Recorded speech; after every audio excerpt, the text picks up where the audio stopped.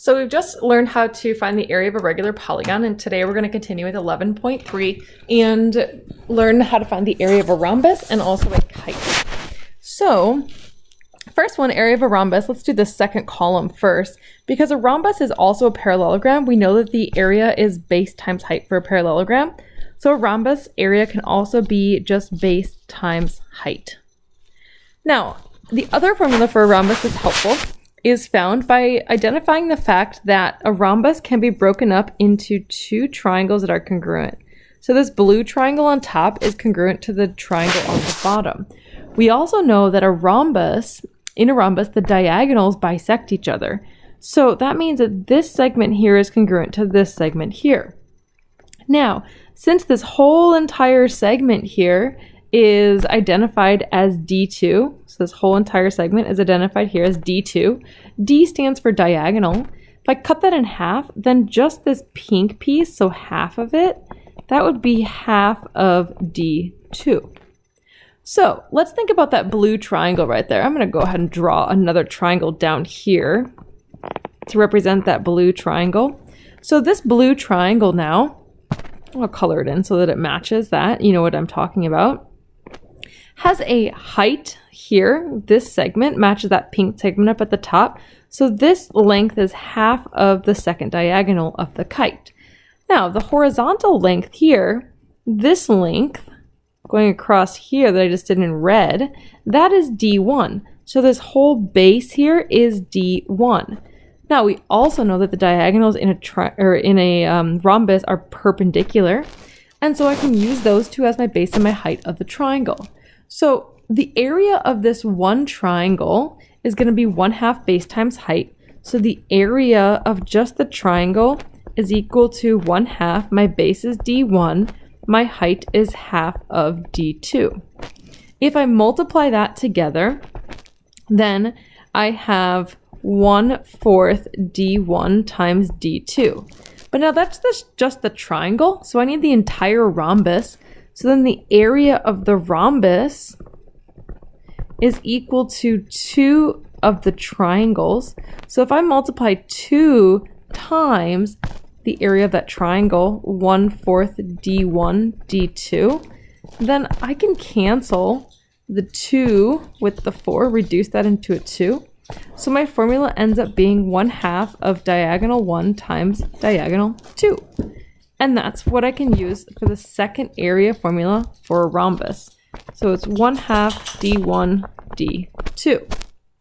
Awesome. Well, looking at the kite, we could do the same thing. So if I break the kite up right here, the top blue triangle is congruent to the bottom one. Similarly, this top segment here is half of D2. This horizontal segment here is D1. So that's actually going to have the exact same formula. So the area of my kite is also 1/2 D1 times D2. Oh, I just want to point out that we do also know that the diagonals in a kite are perpendicular. Awesome, let's put those formulas to use. So here are some examples. First, find the area of this kite. This one's pretty simple. We're just going to plug in the information. So our area is equal to 1/2 diagonal 1 times diagonal 2. Always start with the formula. So diagonal 1, let's say diagonal 1 is maybe this diagonal here. It doesn't matter which one is which. So diagonal 1 would be 4 plus 11, so that's going to be 15. And then diagonal 2, let's say that this horizontal one is diagonal 2, and that's 12. And then I just can simplify. I can reduce the 2 with the 12, make it into a 6. And now I just have the area is equal to 15 times 6, which is 90. And that's going to be meters squared. Number 2, we want to find the area of each of these rhombuses. So starting off with the formula, we know that in a rhombus, the diagonals are perpendicular. So this 4 here just represents this length. So that's 4, okay? 4. So that means that the whole diagonal length here is going to be 8 because we know that the diagonals of a rhombus are bisected. So this whole thing here is going to be 8. So one of my diagonals is 8. I need to find the other diagonal. So let's make that one pink. This other diagonal here, I still need to find that. Well, let's look at one of these triangles.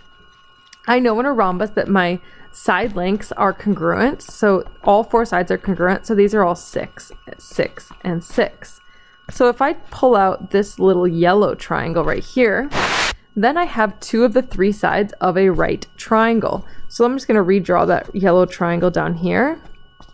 So I know that this is 4, this is 6. I can find the missing side by using Pythagorean theorem.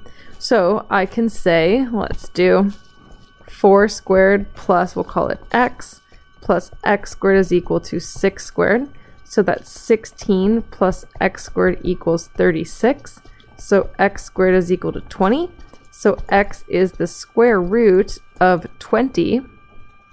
And I can simplify that, squeeze it in here. That's 5 times 4 makes 20. So it'll be 2 square root of 5. So that means this x is 2 square root of 5, which means the pink segment then, which is the second diagonal, so D2 here is going to be double that, so it's going to be 4 square root of 5. Now I can find my area using my formula. So area is equal to 1/2 D1 D2, and so that's 1/2 times diagonal 1 is 8, diagonal 2 is 4 square root of 5. And simplifying, I can reduce the 8 and the 2, that becomes a 4. And then I have 4 times 4 is 16, square root of 5. This will be meters squared.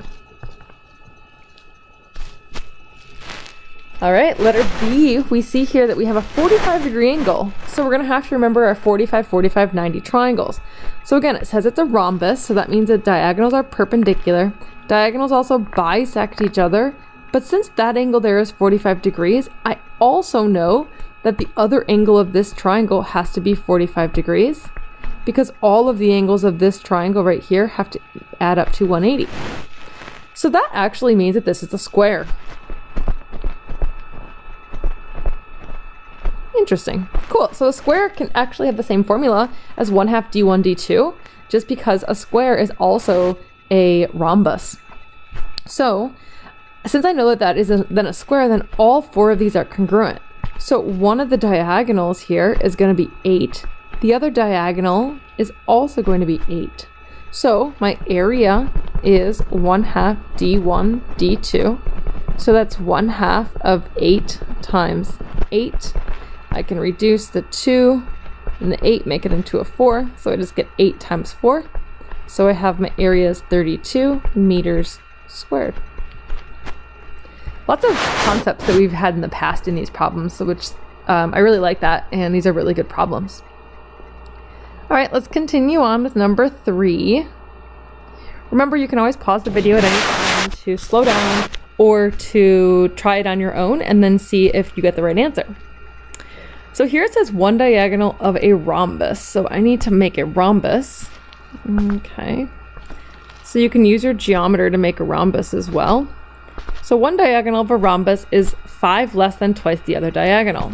Okay, so we'll call this D1. And then we'll call the other one D2, let's say. So let's make this one here D2. So it says one diagonal is 5 less than twice the other diagonal. So since D2 looks like the shorter one, I'll say that one's the shorter one. Well, it doesn't really matter. We don't know which one's which. So let's say D1 is going to be 5 less than, so minus 5 at the end, twice the other diagonal. So the other diagonal would be D1. So twice the other diagonal, which is D1. Okay. And then we have D2 is just, twice the other diagonal would be D2, not D1. All right. And so now let's see what we can plug into the formula. It also tells me that the area is 75 centimeters squared, and we want to find the length of each of the diagonals. Okay, so our area formula that we know that the area is equal to 1/2 D1 D2. So I'm going to plug in 75 for my area is equal to 1/2. Now, in place of D1, I'm not just going to put D1, I'm going to put 2 times D2 minus 5. and then still times a d2. Okay. And actually, let's d2 equal x. So if d2 is x, then d1 would be 2x minus 5. So I'm just going to replace that in my formula because that'll be easier to work with than having a d2 in there in a subscript. So half of 2x minus 5 times d2, which is x. So now I need to solve. So 75 is equal to, actually, let's get rid of the 1/2.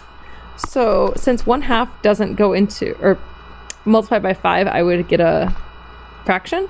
Let's get rid of this half and let's multiply this whole thing by a 2. If I multiply it by 2, then the 2 will cancel with the half. So I'll multiply the other side by 2 also. So here I have 150 is equal to, now that half is gone, so I just have 2x minus 5 times an x. All right, so now let's distribute the x. So 150 equals 2x squared minus 5x. Oh, and I have a quadratic here. So I'm going to move the 150 over. So I'm going to get 2x squared minus 5x minus 150. Now with my quadratic, I have to factor it or use the quadratic formula to solve for x. So let's see if we can get it to factor. Maybe you want to stop the video here and see if you guys can factor it on your own first. But what we're looking for, remember, we're looking for numbers that multiply to 2. So we have a 2 times 1. For 150, we could have a 10 times a 15. We could have a 5 times a 30. We could have a 2 times a 75. We could have a lot of other ones. So go ahead and pause and try and figure out how to factor it on your own.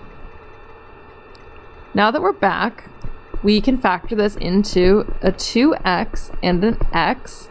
And then the 15 and the 10, that's the one that worked. And so my 10 is going to go here and the 15 is going to go here. And we need that 5 to be negative, so that's going to be a minus. This one's going to be a plus. And if I expand that out, I'll see that it actually works. And it gives me back what I want. So that means that I have now 2x plus 15 equals 0, or x minus 10 equals 0. So solving on the left, I get 2x equals negative 15. So x equals negative 15 over 2. Well, that one's impossible because the diagonal can't be a negative number.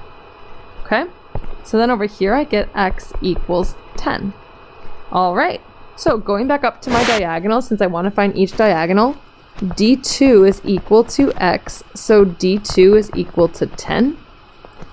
And then the first diagonal, d1 is equal to 2x minus 5.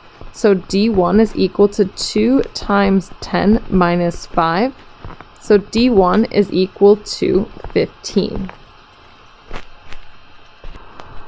You want to check to make sure your answer is right. We can check it with the area formula. So area is half d1 d2. So if I do half of 10 times 15, I should get 75. So calculating that, yep, I get 75. So I know that it works.